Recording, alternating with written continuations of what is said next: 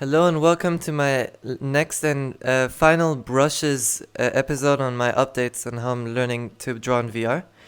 So this the final brush panel, which I've done on the 16th of April, and the first one, let's get started, is the petal. So here, pink is quite a fitting color, but the petal is sort of looks like petals at the very end, and it starts with a closed end, where it opens up, which is really unique compared to any other brush. And it opens up usually, as you can see here, in 5 petals. I think that's generally always the case. And these petals sort of spread out near the end. So even if you made a really long one, it would stay in until the very end, and then it would be very thin because it thinned out over time.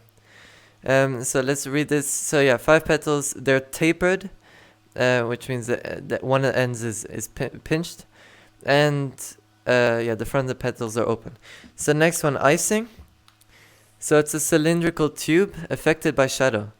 So it's a bit hard to see here, but there's a lot of similar ones to this. This almost feels like paste. Okay, but here you can see some shadow. It might be hard to see if you can't compare to anything, but there's quite a lot of shadow in those corners. But yeah, this feels like paste. It also sounds like it. And you can see it's just a very basic colored spherical, cylindrical maybe is a better word, tube.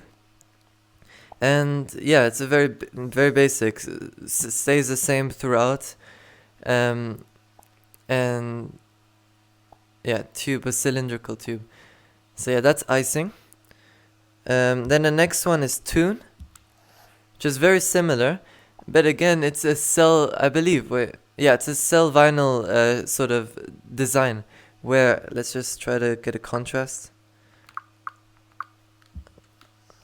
You can see the outside is black, which is very unique, and it's also, but the difference with this one is sort of a cell vinyl, but in 3D. It's a cylindrical cell vinyl, you could say. Here it's but with shadow plus cylindrical. So not only is it just cylindrical, but it's also with shadows. Unlike, so it's a 3D design of it, of the cell vinyl. Next one is wire. Wait, did I go over? Yeah. So the next one is wire. Let's go thinner. So this is wire. So it's very similar to the icing, but it's pinched on the inside, on the first one. What does it say? Cylindrical, but simple and monotone. So, wait. No, okay, never mind. So I think this is meant to be, it's meant to be very similar to the tune one. However, it's cylindrical as well. And it's monotone. So it's unlike this one, it doesn't have shadows. So that's the main difference between those two. Then the next one is spikes. So this again, a very simple one, but it ends on a spike. This might look really good if you do it thick and you end on a spike. So also, it has this sort of prism shape, so you can almost make prism shapes. So it's not just a spherical thing, which I find really unique. There's not a lot of things which make like cornered shapes, especially in threes. So yeah, that's the spikes. Next one, lofted, is very similar to spikes. It has 4 edges, and it's pinched on both sides. Or it has sharp edges, as you could say. However, it has no texture. So it has shadows, as you can see, but it has no texture. So nothing special to the color, just very basic color. Next one is disco. This is a very abstract one. I would say maybe similar to hypercolor, but in 3D almost. Well, I'd say, although I said that, I'd say the colors, they don't change much actually. So you'll see, what was it? Disco. So if I go green, it's just a green disco thing. But what's really cool is that because there's so many like edges, like a polygon, like lots of edges, but 3D polygon. There's a lot of reflections because of it, and it's very reflective as well. So it makes it sort of, that's why I think it's called disco, because it's lights everywhere, very reflective. And the movement makes it even more, stand out even more. If this wasn't moving, it wouldn't stand out as much. So that's the disco. flowing motion. And then, yeah, so these two, within this brush section, the main ones which are animated are Comet and Disco. That's why I wrote that. So here you can see the Comet is also very animated, where the end is actually not very animated. It's just a bright end, but it fades out, like almost like the fire. I would compare it, sorry. I would compare it to the fire. It's very similar, the way it illuminates near the end. However, it's much more monotone. It's much more one color. Yeah, filled in base, fiery pointy end, as I said, and translucent and bright. So it's bright and it's translucent. Even at the end, it's a bit hard to see maybe on the camera, but I could read that shiny word. And here especially, it's translucent. So yeah, so that's a unique one. And again, then holes is the next one. Okay, so this is where we get to the really unique last ones. The last four are sort of all holes. And what that means is that it makes a shape. So let's say I draw a line. You think that's a normal line. Okay, now I need to do one shape. So here, you think that's a line, but if I go out, it creates the shape out. So, for example, you could create a rock just like that. And you can see it just creates the whole shape, fills it all in. The inside is not actually filled in, but that doesn't matter. From the perspective of the viewer, it looks like it's completely filled in.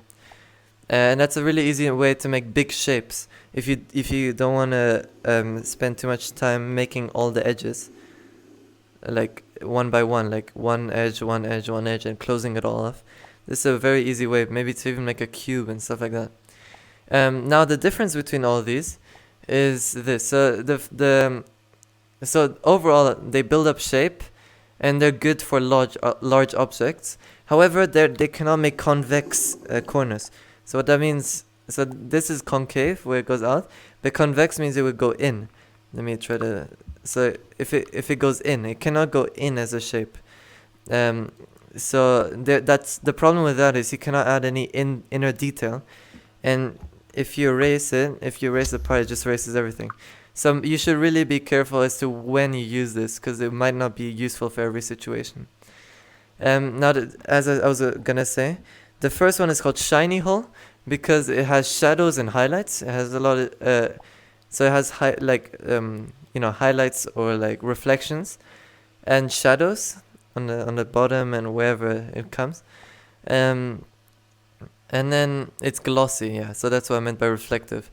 And then the next one is matte, which also, like in cars, it means it's very like not as glossy, not as shiny. Still has shadows, as you can see, but it's not shiny at all.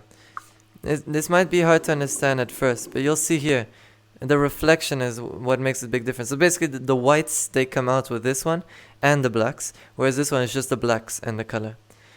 That's the easy way to put it. But even like the texture itself is different.